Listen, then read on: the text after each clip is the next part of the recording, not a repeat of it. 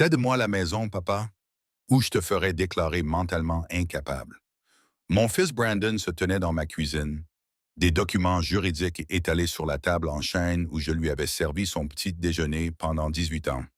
Ce chirurgien cardiovasculaire, qui avait été trop occupé pour rendre visite à sa mère mourante, même une seule fois au cours de ses 8 années de lutte contre la maladie d'Alzheimer, exigeait que je lui cède notre maison familiale d'une valeur de 2,8 millions de dollars. 3 mois plus tôt, j'avais enterré ma femme Margaret tout seul. Brandon avait été trop occupé pour assister à ses funérailles, trop occupé même pour savoir qu'elle était décédée. Il était maintenant de retour, armé de la stratégie juridique de sa femme Jennifer, avocate, et de son diplôme de médecine pour lutter contre son père en deuil. J'aurais dû m'effondrer, supplier, être le vieil homme impuissant qu'ils attendaient clairement. Au lieu de cela, j'ai souri et je me suis dirigé vers mon bureau. Laisse-moi d'abord te chercher quelque chose, mon fils. Ce que j'avais rapporté allait détruire leur carrière à jamais. Car pendant 8 ans, alors qu'ils bâtissaient leur réputation professionnelle, j'avais rassemblé des preuves. Abonnez-vous pour découvrir comment j'ai renversé la situation. Je me souviens du moment précis où tout a basculé. Le 15 octobre 2016. Margaret avait commencé à oublier des petites choses. Ses clés de voiture, ses rendez-vous, notre anniversaire, quand le docteur Susan Chen du Metropolitan Hospital a prononcé les mots Alzheimer précoce. J'ai vu mon monde s'effondrer. Brandon terminait son internat en chirurgie à Johns Hopkins. Il avait épousé Jennifer, une avocate d'affaires réputée, 2 ans plus tôt. Jennifer n'avait jamais été proche de nous. Elle avait grandi dans un milieu aisé et disait souvent que les drames familiaux étaient trop compliqués. Quand j'ai appelé Brandon pour lui annoncer le diagnostic de Margaret, il a promis de venir nous voir rapidement. Mais le lendemain, il m'a rappelé avec un message différent. Papa, Jennifer pense qu'il vaut mieux laisser les professionnels s'en occuper. Elle s'inquiète d'être exposée à cette situation et je ne veux pas la bouleverser. Ce fut le début de 8 années d'influence de Jennifer sur toutes les décisions familiales. Les factures ont commencé à arriver immédiatement. 23 000 par mois pour les soins de Margaret. Je gagnais 68 000 par an en tant que responsable de la formation au service d'incendie et je travaillais pour obtenir ma promotion au grade de capitaine. Le calcul était simple. Je ne pouvais pas faire les deux. J'ai donc choisi Margaret. J'ai remis ma démission le 3 novembre 2016. 34 ans de service, ma retraite, le respect de mes collègues, tout cela avait disparu. La première année, j'ai appelé Brandon 127 fois. Je les ai comptés. Il m'a rappelé peut-être 20 fois. Toujours pressé, toujours désolé, mais avec la voix de Jennifer souvent audible en arrière-plan. Papa, je veux aider, mais Jennifer pense qu'il vaut mieux maintenir certaines limites. Elle dit que ce sera moins déroutant pour maman si nous ne lui rendons pas visite de manière irrégulière. Des limites.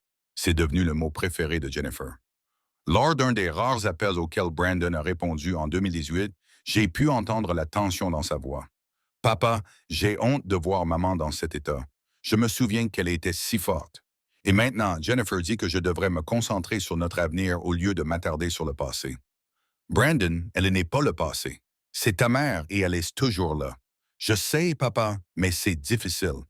Thanksgiving 2017. Je me suis assis à 3 places à table, espérant contre toute attente. Margaret portait sa plus belle robe, la bleue qui, selon Brandon, faisait toujours briller ses yeux. Elle avait passé une bonne journée. Quand Brandon arrive-t-il? Demandait-elle toutes les 10 minutes. Son SMS est arrivé à 16h30. Désolé, papa. Jennifer a prévu quelque chose à la dernière minute. Transmets mon affection à maman. J'ai découvert plus tard, grâce aux photos Instagram de Jennifer, qu'ils étaient dans un complexe hôtelier haut de gamme à Miami. Sa légende disait « Échapper aux drames familiaux pour profiter de la vraie vie? Aïe, reconnaissante, pas de stress. » Lorsque j'ai confronté Brandon à ce sujet, il s'est montré sur la défensive. Papa, Jennifer ne voulait pas que je rentre alors que maman n'allait pas bien. Elle disait que cela affecterait ma carrière. En 2019, l'état de santé de Margaret s'était considérablement détérioré. Lors d'un des rares appels vidéo que Brandon a tenté de passer cette année-là, Margaret a demandé des nouvelles de ses petits-enfants, des enfants qui n'avaient jamais existé, parce que Jennifer n'était pas prête à avoir des enfants avec toute cette instabilité familiale. Brandon a interrompu l'appel lorsque Margaret a répété la question. Maman, je ne veux pas que Jennifer te voie comme ça. Elle pense qu'il vaut mieux garder ses distances pour éviter d'avoir le cœur brisé. Les frais médicaux ne cessaient d'augmenter. Aides à domicile, thérapie, médicaments. J'ai refinancé notre maison 2 fois, épuisant mes économies pour la retraite. Lorsque j'ai envoyé à Brandon des copies des principales factures médicales, dans l'espoir qu'il m'aide, ses réponses ont été cliniques. Papa, as-tu cherché des programmes d'aide de l'État? Jennifer a recherché quelques options en ligne. Une aide de l'État pour sa mère, la femme qui avait cumulé 2 emplois pour payer ses études de médecine. Noël 2020 a été dévastateur. Margaret demandait à voir Brandon depuis des semaines. J'ai décoré la maison exactement comme elle le faisait, dans l'espoir d'une visite miraculeuse. J'ai appelé Brandon la veille de Noël. Fils, ta mère traverse une période très difficile. Elle n'arrête pas de demander de tes nouvelles. Pourrais-tu venir passer une journée avec nous? Papa, Jennifer a réservé un séjour au ski à Aspen. Elle dit que je dois cesser de nourrir ta dépendance affective et me concentrer sur notre mariage. Le soir même, Jennifer a posté sur Instagram une photo d'eux en train de trinquer au champagne dans un chalet de luxe. Elle a légendé: J'ai enfin appris à donner la priorité à notre relation. Limite, tâche prendre soin de soi. Et l'enregistrement a commencé en 2021. Je documentais désormais tout. Les appels manqués, les excuses, les larmes de Margaret quand Brandon ne venait pas. Lors d'un appel particulièrement douloureux en 2022, la culpabilité de Brandon a finalement transparu. Papa, je sais que je devrais venir plus souvent, mais chaque fois que j'envisage de venir, Jennifer me rappelle à quel point la situation est toxique. Elle dit que voir maman se détériorer n'est pas bon pour ma santé mentale. Et la santé mentale de ta mère, Brandon? Je sais, papa, mais Jennifer dit que les professionnels peuvent mieux s'en occuper que la famille. Mai 2022. Brandon a manqué le 65e anniversaire de Margaret pour une retraite en couple que Jennifer avait organisée. En janvier 2023, lorsque Margaret est tombée et s'est cassé la hanche, j'ai passé 3 nuits à l'hôpital avec elle. Brandon a envoyé des fleurs avec une carte signée par lui et Jennifer. Nous pensons à vous deux, dash Brandon et Jen. Jennifer n'avait jamais rencontré Margaret en 8 ans de mariage. Au cours de sa dernière année, Margaret avait cessé de manger régulièrement. Dans ses moments de lucidité, elle regardait vers la porte avec un espoir déchirant. Où est mon fils? Je veux voir mon fils. Le dernier message vocal que j'ai laissé date du 10 février 2024. Brandon, ta mère est en train de mourir. Les médecins disent qu'il ne lui reste peut-être que quelques jours à vivre. Elle n'arrête pas de demander de tes nouvelles. S'il te plaît, mon fils, rentre à la maison. Il a rappelé 3 jours plus tard. Papa, je suis désolé d'avoir manqué ton appel. Jennifer et moi étions à une conférence médicale à Orlando. Comment va maman? Elle est décédée hier, Brandon. Ta mère est décédée hier. Le silence s'est prolongé indéfiniment. Oh mon Dieu, papa, Jennifer m'a dit que ce n'était pas encore grave. Pourquoi ne l'as-tu pas dit plus clairement? Les 563 appels manqués disaient le contraire. Il n'a pas pu assister aux funérailles non plus. Jennifer pense que ce serait trop traumatisant pour moi, étant donné ma culpabilité de ne pas lui avoir rendu visite plus souvent.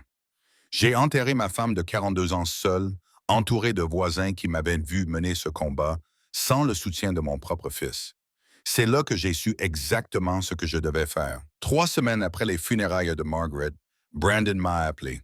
Pas pour prendre de mes nouvelles, ni pour partager des souvenirs de sa mère, mais pour discuter de ce que Jennifer appelait ma crise de gestion immobilière. J'étais assis dans le fauteuil de Margaret, le fauteuil inclinable bordeaux où elle avait passé ses derniers mois. Ses lunettes de lecture étaient toujours sur la table d'appoint, son livre de mots croisés à moitié terminé. Papa, Jennifer et moi avons discuté de ta situation. Telles ont été ses premières paroles, et non, comment vas-tu? Mais une évaluation clinique appuyée par l'autorité de sa femme. Je suis en deuil, Brandon. C'est normal quand on perd sa femme. Cela fait 3 semaines, papa. Jennifer a fait des recherches. Elle dit qu'un deuil prolongé peut être le signe d'un déclin cognitif, en particulier chez les hommes de ton âge. Elle pense que nous devons agir. Agir. Jennifer avait fait des recherches sur moi comme s'il s'agissait d'une affaire judiciaire. J'ai 62 ans, pas 92. L'âge n'est pas le seul facteur, papa. Jennifer a souligné que le stress lié à la prise en charge, les difficultés financières, l'isolement, Toutes ces choses nuisent aux fonctions exécutives. Elles s'inquiètent de ta capacité à prendre des décisions judicieuses. J'appuie sur le bouton d'enregistrement de mon téléphone. Il me semble important de conserver cette conversation. Quel genre de décision inquiète Jennifer, mon fils?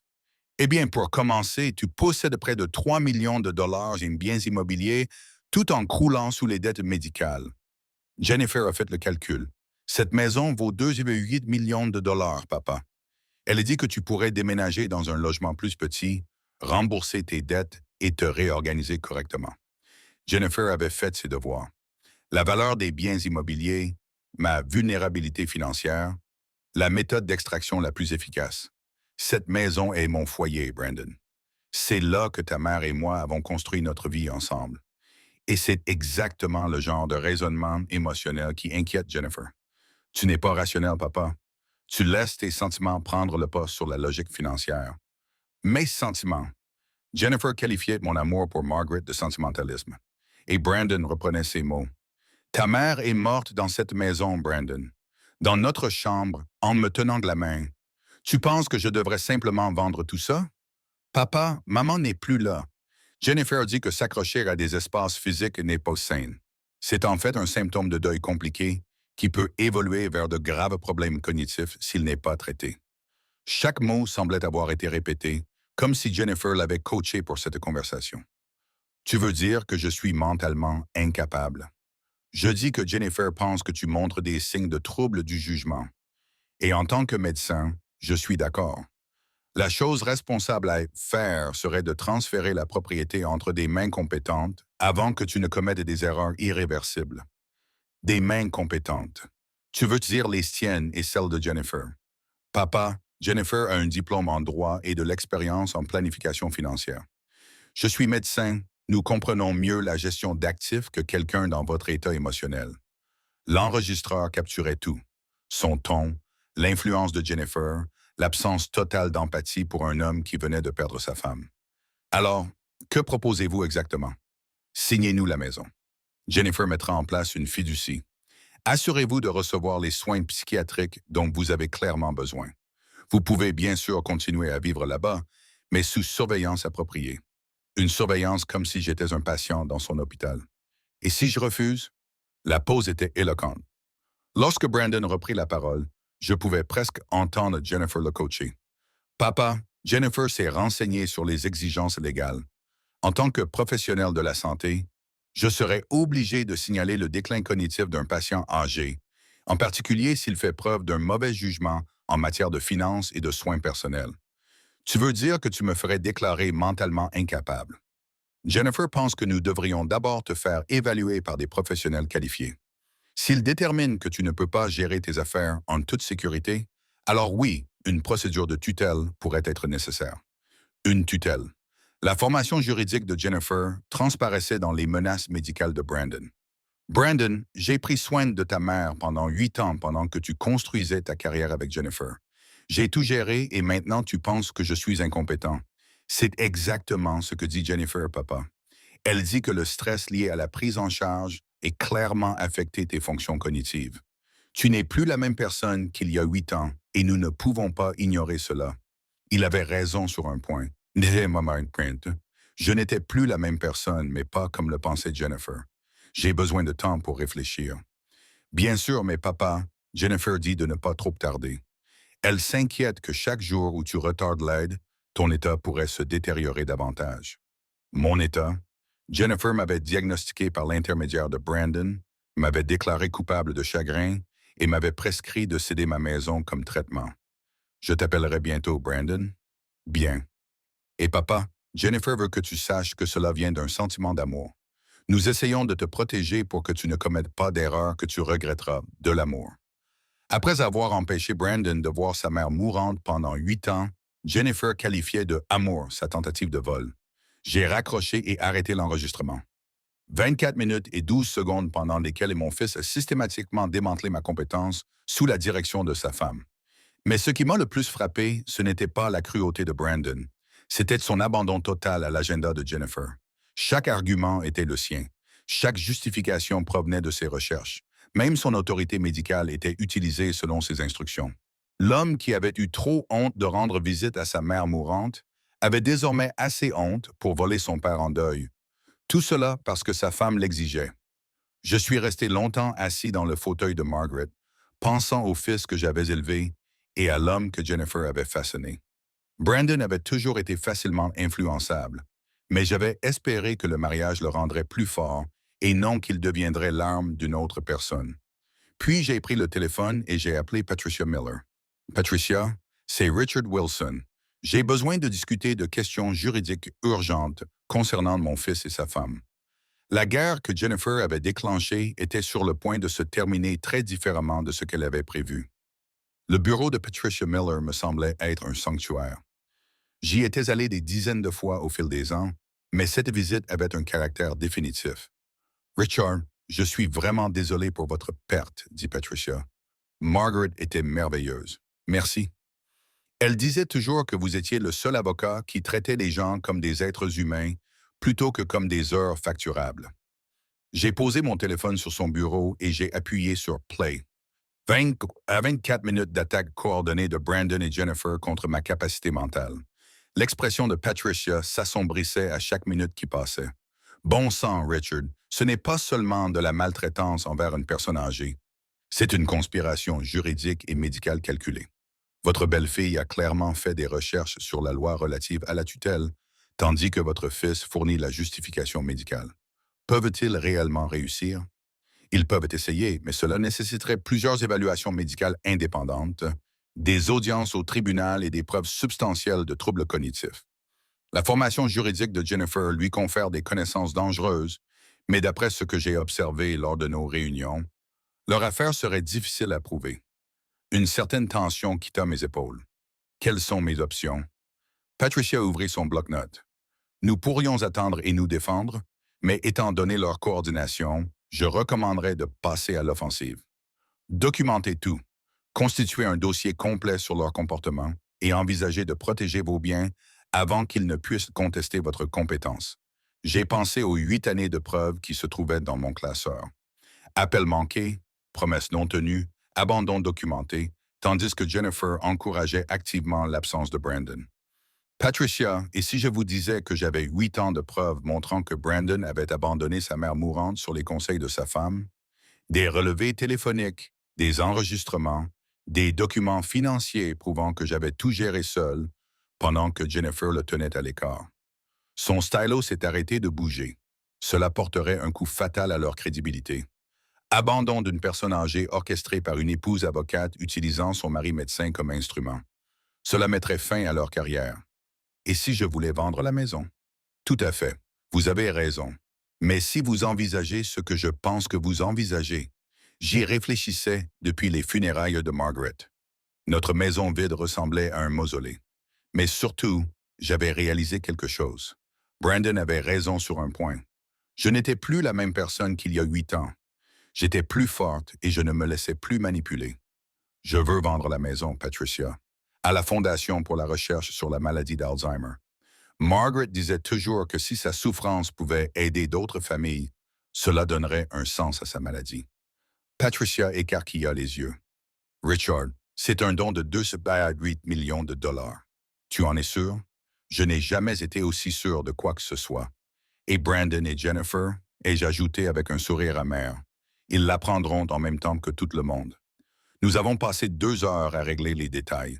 La maison serait transférée à la Fondation pour la recherche sur la maladie d'Alzheimer à sa juste valeur marchande, afin de financer une nouvelle aile de recherche au nom de Margaret. Je conserverai le droit d'y résider pendant 1 an, le temps de déterminer la suite. Il y a encore une chose, dis-je alors que nous terminions les formalités administratives. Je veux que Brandon et Jennifer apprennent cette vente d'une manière très spécifique. Et j'expliquai mon plan. Patricia écouta avec un étonnement croissant. Richard, c'est bien. C'est certainement une justice poétique. Mais êtes-vous prêt à affronter le caractère public de cette confrontation? Patricia Jennifer a cherché comment me voler ma maison en utilisant le diplôme de médecine de Brandon comme levier. Brandon a menacé de me faire déclarer incapable afin qu'il puisse hériter de biens que j'étais soi-disant trop malade mentalement pour gérer. Je pense qu'une certaine responsabilité publique est exactement ce qu'ils méritent tous les deux. Elle acquiesça lentement. La carrière juridique de Jennifer pourrait être sérieusement compromise par cette révélation. Tant mieux. Elle a passé 8 ans à éloigner Brandon de sa mère mourante, puis a essayé de voler son père en deuil. Sa carrière mérite d'être compromise. J'ai signé les papiers transférant la propriété à la Fondation, avec effet dans 30 jours. L'annonce serait faite lors du gala annuel de collecte de fonds de l'hôpital, un événement que Brandon ne manquait jamais, toujours à la recherche de clients pour son cabinet privé, tandis que Jennifer parcourait la sala à la recherche de contacts juridiques potentiels. Une question, Richard. Êtes-vous prêt à accepter que cela détruise définitivement votre relation avec Brandon? J'y ai réfléchi, Patricia. Ma relation avec Brandon a été détruite il y a 8 ans, lorsqu'il a préféré le confort de Jennifer à l'amour de sa mère. Je ne fais que rendre cette destruction officielle. En rentrant chez moi, j'ai ressenti quelque chose que je n'avais pas éprouvé depuis des mois. La clarté. Margaret aurait soutenu cette décision sans réserve. Elle avait toujours cru qu'il fallait se battre pour ce qui était juste, surtout lorsque c'était difficile. Ce soir-là, j'ai commencé à rassembler 8 ans de preuves. Relevés téléphoniques, factures médicales, enregistrement des excuses de Brandon et de l'influence de Jennifer. Chaque appel manqué, chaque promesse non tenue, chaque publication Instagram montrant leur style de vie luxueux alors que Margaret souffrait. Le chasseur était sur le point de devenir la proie, et l'expertise juridique de Jennifer allait se retourner contre elle d'une manière qu'elle n'avait jamais imaginée. La salle des preuves, l'ancienne salle de couture de Margaret, est devenue ma salle de guerre. 8 ans de documentation recouvraient chaque surface, mais je les organisais désormais différemment. Il ne s'agissait plus seulement de l'abandon de Brandon, mais de l'orchestration de Jennifer. La preuve irréfutable était l'archive des messages vocaux de mon ancien téléphone. J'avais conservé tous les messages, pensant qu'un jour je les supprimerais pour libérer de l'espace de stockage. Maintenant, je comprenais pourquoi je n'avais jamais pu appuyer sur supprimer. Le premier enregistrement datait de novembre 2016, un mois après le diagnostic de Margaret. Salut papa, c'est Brandon. Jennifer et moi avons discuté et elle pense qu'il vaut mieux ne pas rendre visite régulièrement. Elle dit que des contacts irréguliers pourraient perturber davantage maman. Nous prendrons plutôt des nouvelles par téléphone. Même à l'époque, c'était Jennifer pense. Et Jennifer dit, au 18, le schéma était clair. Chaque excuse passait par le filtre des recherches ou des préoccupations de Jennifer. J'ai passé 3 jours à créer une chronologie. Les mots de Brandon d'un côté, les publications Instagram de Jennifer de l'autre. Noël 2019. Le message vocal de Brandon disait « Jennifer a organisé une retraite bien-être pour ma santé mentale. Elle s'inquiète de ma dépression liée à l'état de santé de maman. » Instagram de Jennifer le même jour. Parfois, il faut choisir son bonheur plutôt que les drames familiaux. #self-care #bound around work. Les registres des visiteurs de l'hôpital étaient accablants lorsqu'on les comparait à l'activité de Jennifer sur les réseaux sociaux. Pendant les 6 hospitalisations de Margaret, Jennifer a publié 47 posts depuis des restaurants, des spas et des événements sociaux, toujours avec Brandon, toujours pendant la crise médicale de sa mère. Mais j'avais besoin de comprendre leur vulnérabilité au-delà du simple abandon familial. J'ai donc fait des recherches sur eux comme ils avaient fait des recherches sur moi. Jennifer travaillait chez Morrison Blake Associates, un cabinet prestigieux spécialisé dans le droit des sociétés et la planification successorale. Son profil LinkedIn indiquait des promotions récentes auprès de clients prestigieux. Son compte Instagram révélait des goûts luxueux, des vêtements de créateurs, des vacances de luxe, des restaurants exclusifs. Plus important encore, le site web de son cabinet d'avocats mettait l'accent sur les valeurs familiales et l'excellence éthique. Plusieurs publications récentes soulignaient leur travail bénévole en faveur des personnes âgées. Le profil hospitalier de Brandon mettait l'accent sur sa compassion envers les patients et son approche médicale centrée sur la famille. Son département avait récemment lancé une initiative de soutien aux aidants pour les familles confrontées à une maladie chronique. L'ironie était suffocante. J'ai commencé par passer des appels stratégiques, d'abord au Dr. Susan Chen, la neurologue de Margaret. Bien sûr, Wilson, je pense à vous depuis le décès de Margaret. Comment allez-vous? Dr. Chen, j'ai besoin de vous poser une question délicate. Elle concerne Brandon et sa femme Jennifer. Je lui ai expliqué leurs menaces coordonnées, leur projet de me faire déclarer incompétent. Le Dr. Chen m'a écouté sans m'interrompre. Monsieur Bouen, Cela fait 8 ans que je traite votre femme. J'ai rencontré Brandon une seule fois lors de la consultation initiale. Je me souviens lui avoir posé des questions sur le soutien familial et il m'a répondu que sa femme pensait qu'une distance professionnelle était plus saine pour toutes les personnes concernées. Vous avez consigné cela? Nous consignons toutes les dynamiques familiales. Le dossier de votre femme montre que vous avez assisté à tous les rendez-vous, toutes les urgences, toutes les consultations. L'absence de son fils était notable, surtout compte tenu de son expérience médicale. Pourriez-vous fournir une déclaration à ce sujet? Si cela peut vous protéger de ce qui semble être une coercition médicale et juridique combinée, absolument. Ensuite, j'ai appelé le chef des pompiers, Mike Anderson. Richard Wilson, comment allez-vous depuis le décès de Margaret? Je lui ai expliqué le stratagème de Brandon et Jennifer.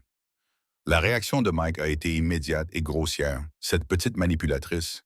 Désolé, Richard, mais je me souviens quand vous avez démissionné pour vous occuper de Margaret. Jennifer est venue brièvement à la fête de départ à la retraite. Elle a passé tout son temps à consulter son téléphone et à se plaindre de l'atmosphère déprimante. Brandon est resté à peine 10 minutes. Pourriez-vous documenter cela? Bien sûr, et Richard, la moitié du service se souvient à quel point vous étiez fier de la carrière de Brandon. Combien de fois avez-vous trouvé des excuses pour expliquer pourquoi il ne pouvait pas rendre visite à Margaret? Nous savions tous que quelque chose n'allait pas. Les témoins de moralité se sont rapidement multipliés. Notre médecin de famille, notre conseiller financier, nos voisins, tous ont été choqués par la nature coordonnée du stratagème de Brandon et Jennifer.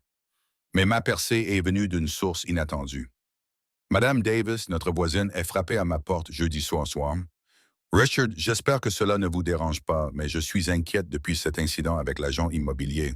J'ai fait quelques recherches sur votre belle-fille. Quel genre de recherche? Eh bien, mon neveu travaille chez Morrison Blake Associates. Il m'a dit que Jennifer se vantait de bientôt toucher un important héritage familial. Elle a déjà commencé à chercher des maisons à Scottsdale, disant à ses collègues que le père de son mari était enfin réaliste quant à ses limites. Tout s'est mis en place. Il ne s'agissait pas seulement de la maison. Jennifer avait prévu de me voler et s'en vantait alors que je pleurais encore ma femme. Madame Davis, votre neveu serait-il disposé à documenter ce que Jennifer a dit au travail? Oh, Richard, c'est pire que ça. Elle a apparemment envoyé des emails à ce sujet. Mon neveu travaille dans ce domaine. Il a vu les communications internes du cabinet concernant les conflits d'intérêts potentiels lorsque des avocats héritent de biens immobiliers à la suite d'actions en justice familiale. Vendredi soir, j'ai appelé Brandon. Il était temps de le laisser croire qu'il était en train de gagner pendant que je rassemblais les dernières preuves. Mon fils, j'ai réfléchi à ce que toi et Jennifer avez dit à propos de la maison, de mon état mental. Je suis content que tu sois rationnel à ce sujet, papa. J'ai peur, Brandon. Peut-être que Jennifer a raison. Peut-être que je ne suis plus capable de réfléchir clairement. Je pouvais entendre son soulagement. Ce n'est pas grave, papa. Jennifer a déjà contacté des spécialistes en planification successorale. Nous allons nous occuper de tout. Bien sûr qu'elle l'avait fait. Jennifer a trouvé un très bon avocat spécialisé dans le droit des personnes âgées et dans ce type de transition, a poursuivi Brandon. Elle est convaincue que tout pourra être transféré sans problème. Quand veux-tu passer à l'action? Bientôt, papa. Jennifer dit que plus nous attendons, plus tu risques de commettre des erreurs qui pourraient compliquer la procédure judiciaire. D'accord, mon fils. Fais ce que Jennifer et toi jugez le mieux. Après avoir raccroché, je me suis assis dans le fauteuil de Margaret et j'ai souri. Il pensait avoir gagné. Brandon était probablement déjà en train de raconter à Jennifer ma capitulation et elle était probablement déjà en train de planifier comment dépenser mon argent. Il ne se doutait pas que chaque conversation était enregistrée, chaque menace documentée et chaque élément de preuve organisé pour avoir un impact public maximal. Le piège était tendu. Il ne me restait plus qu'à attendre qu'il tombe dedans lors du gala de collecte de fonds de l'hôpital, où les collègues juristes de Jennifer et les collègues médecins de Brandon seraient témoins de leur destruction totale. 2 semaines plus tard, Brandon passa à l'action. J'étais assis sur le banc commémoratif de Margaret dans le parc de notre quartier lorsque je vis sa BMW argentée s'arrêter devant ma maison. 2 personnes en descendirent. Jennifer sortit la première du siège passager. Grande blonde vêtue d'un tailleur de créateur qui coûtait probablement plus cher que le loyer mensuel de la plupart des gens. Elle se déplaçait avec l'assurance prédatrice de quelqu'un sur le point de conclure une affaire lucrative. L'agent immobilier la suivait, muni d'un équipement de mesure et d'un portefeuille. Même à 2 pâtés de maison de là, je pouvais voir Jennifer diriger l'opération comme un général commandant ses troupes. Je suis resté sur le banc, les observant à travers les chaînes, tandis qu'ils faisaient le tour de ma propriété. Jennifer soulignait les caractéristiques avec une assurance propriétaire, prenant des photos avec son téléphone. L'agent mesurait le jardin tandis que Jennifer regardait par les fenêtres, comme si elle planifiait déjà des rénovations. Madame Davis était dans son jardin, assez près pour entendre leur conversation. Parfait. Je rentrais lentement chez moi, calculant mon arrivée pour un effet maximal. Papa, te voilà, s'écria Brandon avec une gaieté forcée. Je voudrais te présenter Linda Patterson de Premium Properties. C'est Jennifer qui l'a trouvée. Elle est spécialisée dans ce genre de transition familiale. Linda tendit une main manucurée. Monsieur Wilson, votre fils et votre belle-fille m'ont expliqué votre situation. Je suis vraiment désolé pour votre perte. Ma situation. Jennifer l'avait briefé en détail, lui avait dépeint l'image d'un vieil homme incompétent que sa famille sauvait héroïquement de son propre mauvais jugement. Merci, ai-je dit doucement, mais je ne comprends pas très bien pourquoi vous êtes ici. Jennifer s'avança avec aisance. Richard, nous en avons discuté avec Brandon. La vente de la maison, vous vous souvenez? J'ai fait des recherches sur plusieurs agents immobiliers et Linda a d'excellentes références en matière de transition immobilière. Elle me parlait comme à un enfant désorienté, sa formation d'avocate transparaissant dans chacun de ses mots calculés. Mais Jennifer, je n'ai jamais accepté de vendre la maison. Brandon et Jennifer échangèrent un regard, celui que les avocats échangent lorsqu'un témoin ne coopère pas avec le récit prédéterminé. Papa, dit Brandon patiemment, nous avons eu une conversation très claire à ce sujet. Tu as dit que tu avais peur, que tu ne pouvais plus t'occuper de la maison, que tu voulais que Jennifer et moi nous occupions de tout. Le gaslighting était parfait, public, confiant, conçu pour me faire douter de ma propre mémoire, tout en établissant leur version des faits pour les témoins. Je suis désolé, dis-je plus fort, mais je pense qu'il y a eu un malentendu. C'est ma maison. Ma femme est décédée ici il y a 3 mois. Je ne vends rien. Linda semblait mal à l'aise, mais Jennifer intervint avec douceur.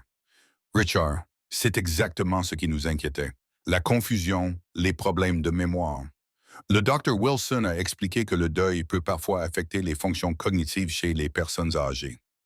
La formation juridique de Jennifer montrait qu'elle constituait un dossier public sur ma prétendue incompétence tout en se positionnant comme le membre de la famille concernée. Madame Davis avait cessé de faire semblant de jardiner. Elle écoutait attentivement, le visage de plus en plus inquiet. Je ne suis pas confus, ai-je dit clairement. Je n'ai jamais accepté de vendre quoi que ce soit. Papa, s'il te plaît, a interrompu Brandon, la gêne se glissant dans sa voix. Tu rends les choses plus difficiles qu'elles ne devraient l'être. Rendre quoi plus difficile? A demandé Madame Davis en s'approchant de la limite de la propriété. Jennifer a mis en avant son charme professionnel. Juste une planification financière familiale, Madame Davis. Et je vis à côté de Richard et Margaret depuis 20 ans. Richard est l'un des hommes les plus intelligents que je connaisse. Le sourire de Jennifer se crispa. Je n'en doute pas, Madame Davis, mais le chagrin peut changer considérablement les gens. Richard, dit fermement Madame Davis, voulez-vous vendre votre maison? Non, répondis-je clairement, assez fort pour que tout le monde m'entende. Absolument pas. Brandon rougit. Papa, tu ne réfléchis pas rationnellement. Je pense que nous devrions reporter ce rendez-vous, intervint Linda en reculant vers sa voiture. Alors que Linda s'éloignait, Jennifer perdit finalement un peu de son sang-froid. Ce n'est pas fini, Richard. L'évaluation médicale de Brandon est valable et j'ai déjà étudié les options juridiques qui s'offrent à nous. Madame Davis observait toujours la scène et je savais qu'elle se souviendrait de chaque mot de la menace juridique de Jennifer. Nous verrons bien, ai-je répondu calmement. Nous verrons bien. L'humiliation publique de Jennifer devant Madame Davis a déclenché une campagne sophistiquée de limitation des dégâts. En quelques jours, elle a tout mis en œuvre pour protéger à la fois sa carrière juridique et leur projet d'héritage. Cela a commencé par une guerre sur les réseaux sociaux. Jennifer, qui publiait généralement peu de choses sur sa famille, est soudainement devenue la belle-fille dévouée, partageant ses souvenirs de la bien-aimée Margaret. Des photos d'elle et de Brandon lors de divers événements ont été publiées, accompagnées de légendes sur les défis liés au soutien de la famille pendant des transitions difficiles et à la prise de décisions difficiles avec amour et expertise professionnelle. Les publications étaient magistralement rédigées. Jennifer a réussi à se présenter à la fois comme un membre de la famille attentionné et comme une professionnelle du droit contrainte de faire des choix difficiles concernant un parent âgé. Pour quiconque ignorait la vérité, elle apparaissait comme une femme gérant héroïquement une crise familiale complexe. Mais la véritable stratégie de Jennifer était plus insidieuse. Le Dr. Susan Chen m'a appelé 3 jours après l'incident immobilier. Monsieur Wilson, j'ai remarqué des activités inquiétantes sur des forums professionnels. Votre belle-fille a publié des messages dans des groupes juridiques au sujet de la coordination médico-légale dans les cas de soins aux personnes âgées. Que voulez-vous dire? Elle discute de votre situation dans des réseaux d'avocats privés, cherchant des conseils sur les membres de la famille qui résistent à une intervention appropriée. Elle met en place une coalition juridique tandis que Brandon en met une en place sur le plan médical. J'ai senti mon sang se glacer. Il ne s'agissait pas seulement d'un vol. C'était une conspiration professionnelle coordonnée. Dr. Chen, est-ce éthique de la part de Jennifer? C'est juridiquement discutable pour Brandon. Cela enfreint plusieurs règles d'éthique médicale. Il discute de la santé mentale d'un membre de sa famille dans des forums professionnels sans son consentement. Ce soir-là, Madame Davis a frappé à ma porte avec des nouvelles inquiétantes. Richard, mon neveu chez Morrison, Blake Associates, dit que Jennifer a été très occupée. Elle aurait consulté 3 spécialistes différents du droit des personnes âgées et aurait dit à ses collègues que le cas de son beau-père serait une expérience d'apprentissage intéressante, une expérience enrichissante. Elle traite votre situation comme une étude de cas. Richard, mon neveu, dit qu'elle a fait des recherches approfondies sur le droit de la tutelle et qu'elle a déjà identifié 2 médecins prêts à évaluer votre déclin cognitif. Le piège se refermait plus vite que je ne l'avais prévu. Jennifer ne comptait pas seulement me voler ma maison. Elle en faisait une opportunité d'avancement professionnel. Patricia Miller a appelé le soir même. Richard, le milieu juridique est petit. Le bruit court que Jennifer Wilson recherche des avocats prêts à mener une affaire de tutelle agressive. Elle a apparemment promis que ce serait simple car elle bénéficie du soutien médical de son mari.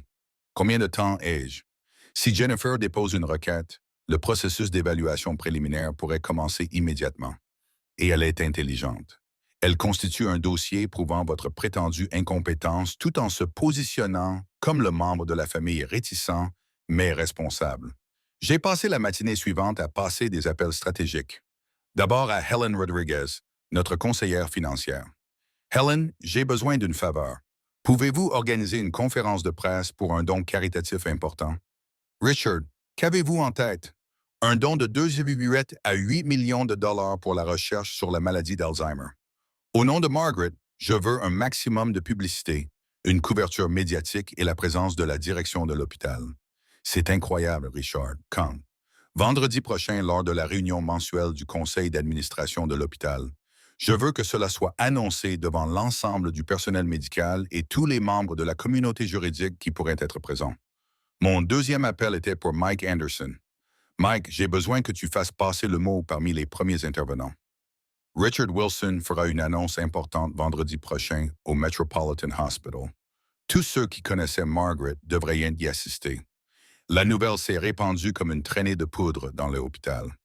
Un don de 2,8 millions de dollars était une nouvelle importante, surtout venant d'un pompier à la retraite. Le Bureau du développement a organisé la couverture médiatique et la présence de personnalités importantes. Jennifer l'a appris mardi matin lorsqu'un collègue de Morrison, Blake Associates, est mentionné avoir vu le communiqué de presse de l'hôpital concernant l'annonce d'un don important. Brandon m'a appelé cet après-midi-là, la panique à peine dissimulée dans sa voix. Papa, Jennifer a vu quelque chose concernant une annonce à l'hôpital. Quelque chose qui implique le nom de maman. C'est exact, mon fils. J'ai pensé qu'il était temps d'honorer ta mère comme il se doit. Quel genre d'annonce? Tu le découvriras vendredi. J'espère que Jennifer et toi pourrez tous les deux y assister. Tout le service de chirurgie cardiaque a été invité, ainsi que plusieurs professionnels du droit de la communauté. Le silence s'est prolongé pendant 40 secondes. Papa, Dis-moi que tu ne prends pas de décision financière importante sans nous consulter d'abord, Jennifer et moi. Pourquoi devrais-je vous consulter, Brandon? Jennifer a dit que j'étais mentalement incapable. Tu te souviens? Une autre longue pause. Papa, nous devons parler avant vendredi. Jennifer pense que je crains d'être trop occupé cette semaine à préparer ma présentation. À vendredi, mon fils. J'ai raccroché et j'ai souri. L'expertise juridique de Jennifer allait se retourner contre elle d'une manière qu'elle n'avait jamais imaginée. Son réseau professionnel allait être témoin de sa destruction totale, tout comme les collègues médecins de Brandon. La chasseuse était devenue la proie, et Jennifer commençait enfin à comprendre qu'elle n'avait plus affaire à un vieil homme confus. Elle avait affaire à quelqu'un qui avait monté un dossier contre elle pendant 8 ans. Jeudi soir, la veille de mon annonce, je me suis assis une dernière fois dans le fauteuil de Margaret, entouré de 8 années de preuves. Demain, la carrière médicale de Brandon et la réputation juridique de Jennifer seraient détruites. Mais ce soir-là, je me suis consacré à l'examen minutieux de leur trahison coordonnée. Les dossiers de Manila étaient classés par année, chacun documentant une autre facette de la campagne d'abandon orchestrée par Jennifer.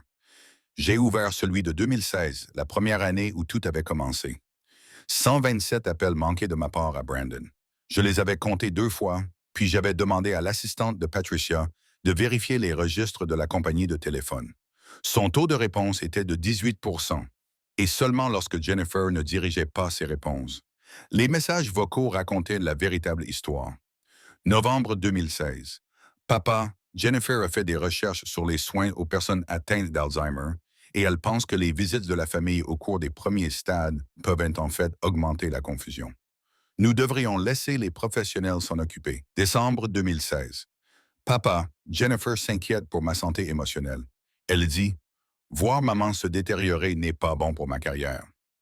L'influence de Jennifer a été documentée dès le premier jour. Les frais médicaux de 2016 ont totalisé 127 000 $.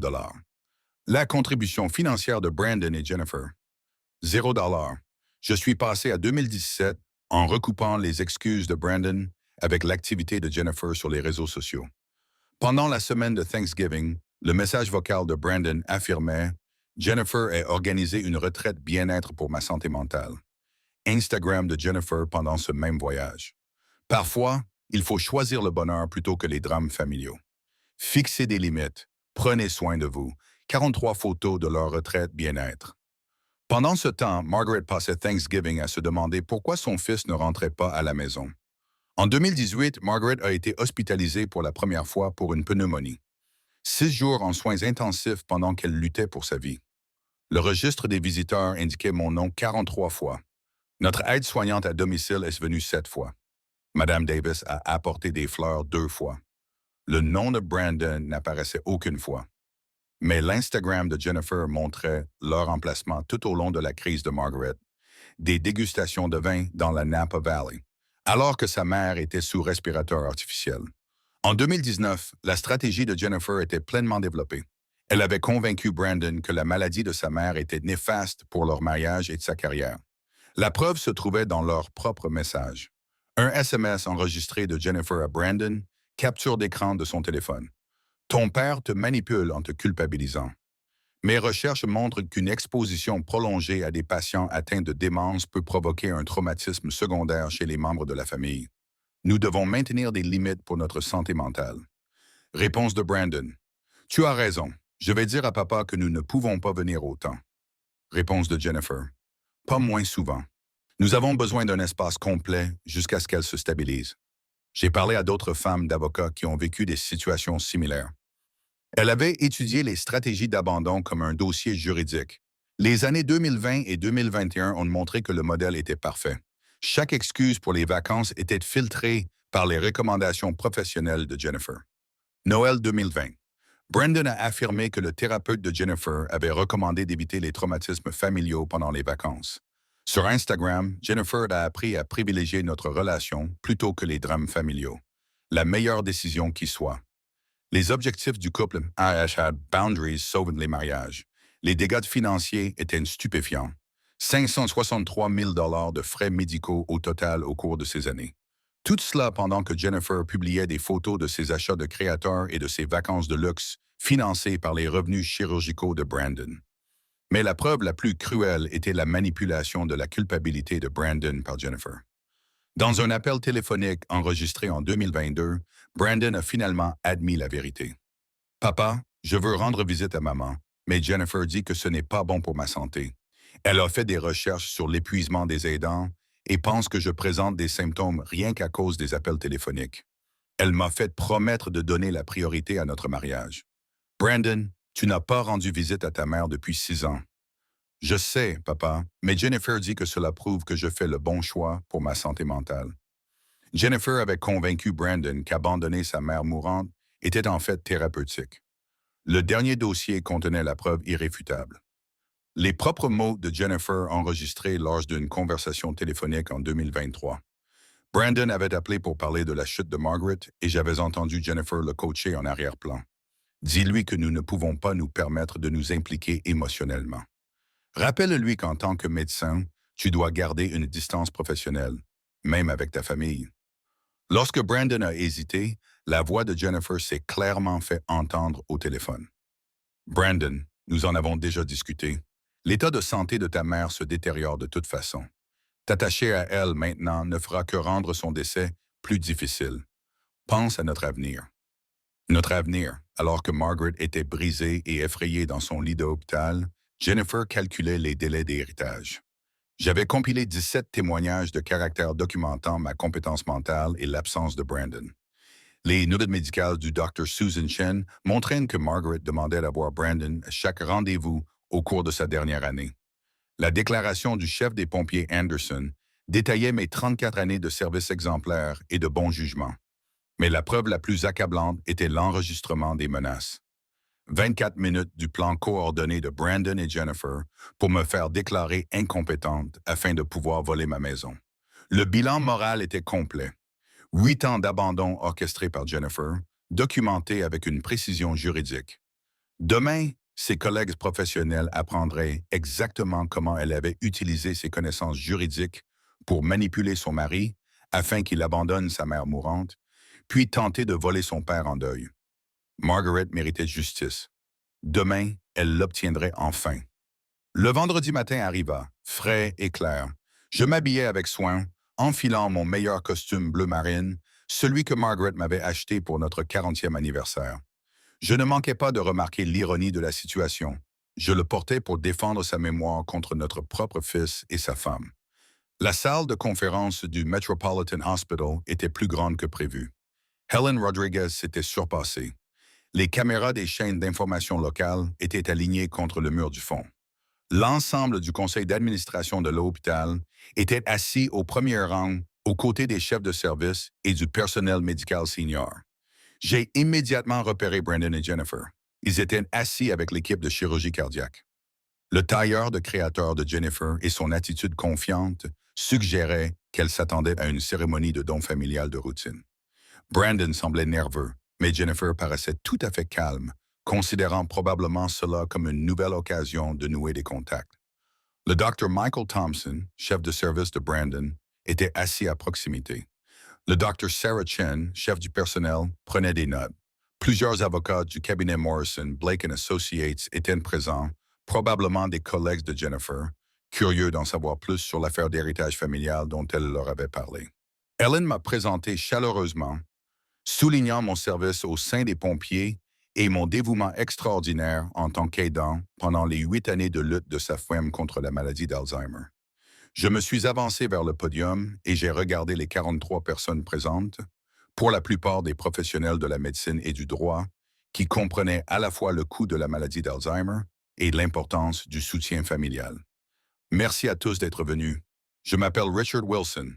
Il y a 3 mois, j'ai perdu ma femme Margaret, emportée par la maladie d'Alzheimer après 8 ans de lutte.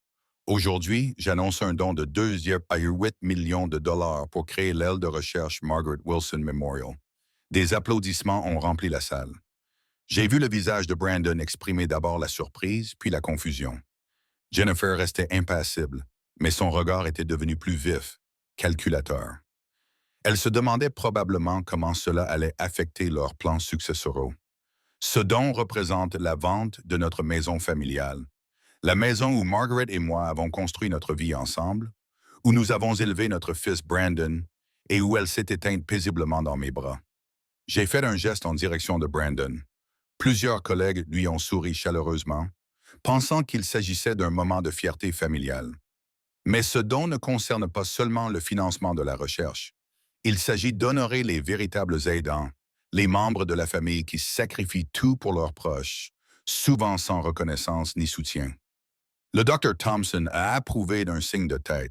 C'était exactement le message que la communauté médicale souhaitait faire passer. Au cours de ces 8 années, j'ai appris que s'occuper d'une personne n'est pas une question de qualification professionnelle ou de connaissances médicales. Il s'agit d'être présent jour après jour, année après année, même lorsque c'est difficile, même lorsque cela coûte tout. La salle est devenue silencieuse, sentant un changement de ton. Malheureusement, tout le monde ne comprend pas cette responsabilité.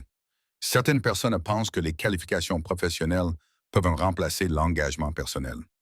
D'autres utilisent leur expertise juridique pour justifier l'abandon. Le sang-froid de Jennifer s'est légèrement effrité. Elle commençait à comprendre que ce n'était pas la cérémonie à laquelle elle s'attendait. Il y a 3 semaines, mon fils Brandon et sa femme Jennifer m'ont appelé pour discuter de mes capacités mentales. Ils ont suggéré que mon chagrin indiquait une déficience cognitive. Ils m'ont recommandé de leur céder ma maison pour ma propre protection. Des murmures ont parcouru l'auditoire. L'expression du Dr Thompson est passée d'une approbation chaleureuse à une sérieuse inquiétude. Les collègues de Jennifer, du cabinet Morrison, Blake Associates, étaient très attentifs. Brandon estimait qu'en tant que professionnel de la santé, il était qualifié pour diagnostiquer mon état mental au téléphone. Jennifer, en tant qu'avocate en exercice, avait étudié les conditions légales pour me faire déclarer mentalement incapable. Je fouillai dans ma veste et sortis mon téléphone. J'aimerais vous faire part d'une partie de leur plan coordonné. Brandon commença à se lever. Papa, ce n'est pas approprié. S'il vous plaît, docteur. Wilson, l'interrompit fermement le Dr Chen. Laissez votre père terminer. J'appuyais sur Play. La voix de Brandon a rempli la salle de conférence, clinique et froide, l'influence de Jennifer étant évidente dans chaque phrase calculée. Papa, Jennifer pense que tu montres des signes de trouble du jugement. La chose responsable à faire serait de transférer la propriété entre des mains compétentes avant que tu ne commettes des erreurs irréversibles. Des mains compétentes? Tu veux dire les tiennes et celles de Jennifer? Papa, Jennifer a un diplôme en droit et une expérience en planification financière. Je suis médecin.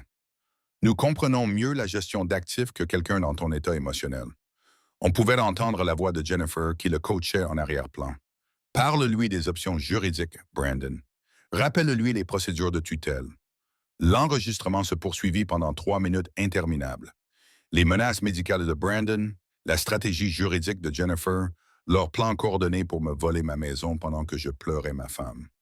Quand cela prit fin, le silence était assourdissant. Les collègues de Jennifer la regardaient avec un choc non dissimulé.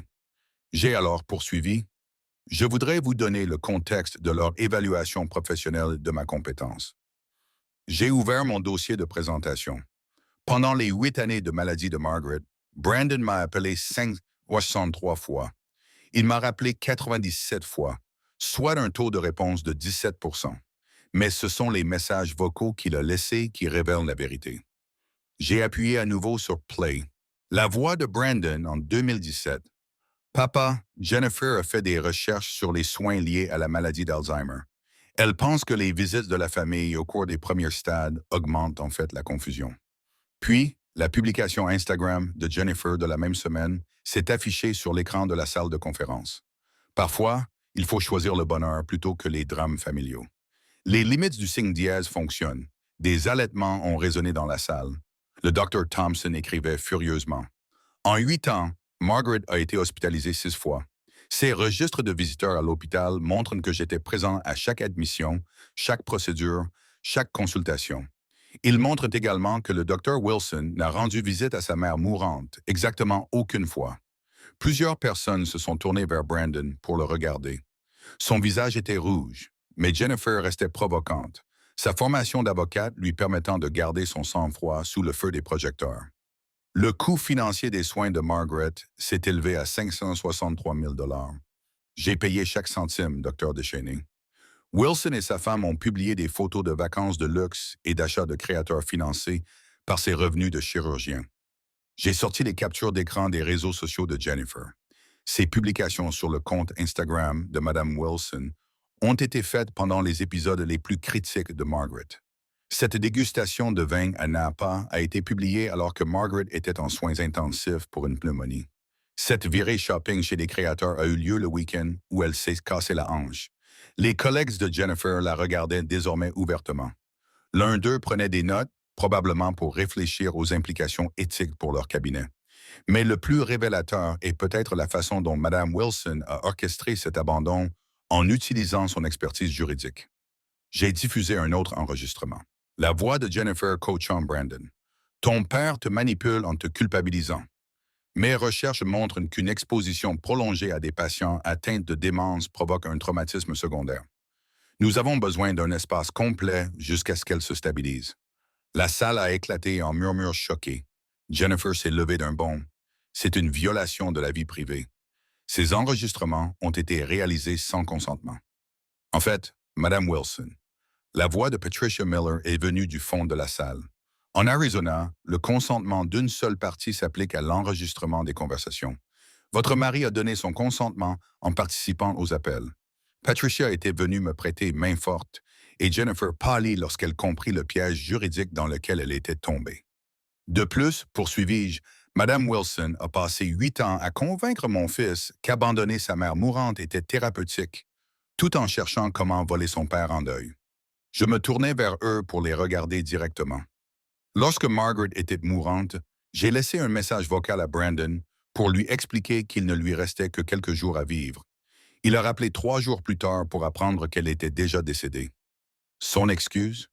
Jennifer l'avait convaincu que la mort de sa mère n'était pas suffisamment imminente pour interrompre leur projet de vacances. Le Dr. Chen regardait Brandon avec dégoût. Dr. Wilson, est-ce exact? La voix de Brandon n'était qu'un murmure. Papa, pensa Jennifer. Dr. Wilson. Le Dr. Thompson l'interrompit en se levant. Je pense que nous devons discuter de votre situation professionnelle. Dans mon bureau maintenant. Jennifer finit par perdre complètement son sang-froid. C'est de la diffamation. Richard est clairement en train de faire une dépression nerveuse et d'inventer des histoires. Madame Wilson, l'interpella l'une de ses collègues.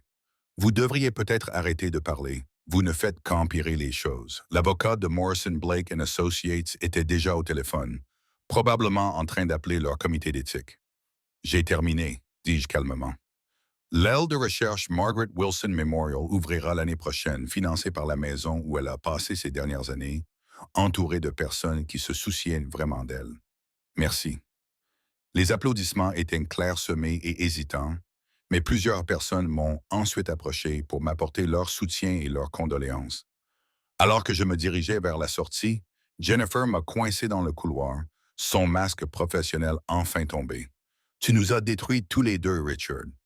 La carrière de Brandon, mon cabinet. Non, Jennifer, vous vous êtes détruite vous-même. Je n'ai fait que le documenter. Brandon apparut à ses côtés, les larmes aux yeux pour la première fois depuis 8 ans. Papa, je suis désolé. Jennifer m'avait convaincu que rester à l'écart était mieux pour tout le monde, et j'avais trop honte de voir maman se détériorer. Il est trop tard pour les excuses, Brandon. Madame Davis m'attendait dans le parking, les larmes coulant sur son visage. Richard, Margaret serait si fière. Tu as honoré sa mémoire et tu t'es défendu.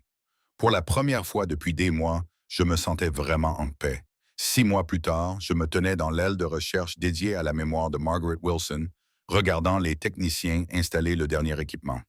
Le laboratoire étincelant s'étendait sur 3000 pieds carrés, entièrement financé par la vente de notre maison familiale. Le Dr. Susan Chen avait été nommée directrice. Elle m'a trouvé là ce matin-là, en train d'examiner la plaque commémorative. Richard, c'est remarquable. Margaret serait bouleversée par ce que vous avez accompli.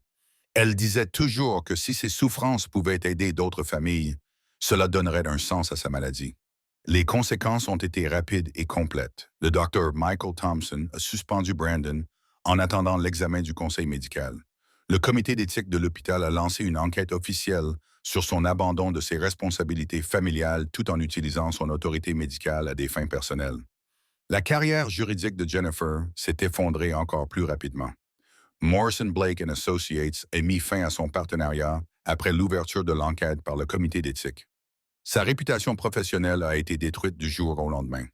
Aucun cabinet d'avocats ne voulait d'une avocate qui avait orchestré l'abandon d'une personne âgée et tenté d'abuser financièrement d'une personne âgée. Mais la conséquence la plus inattendue est survenue 2 mois après l'annonce. Brandon a appelé un mardi soir, la voix brisée. Papa, Jennifer m'a quitté.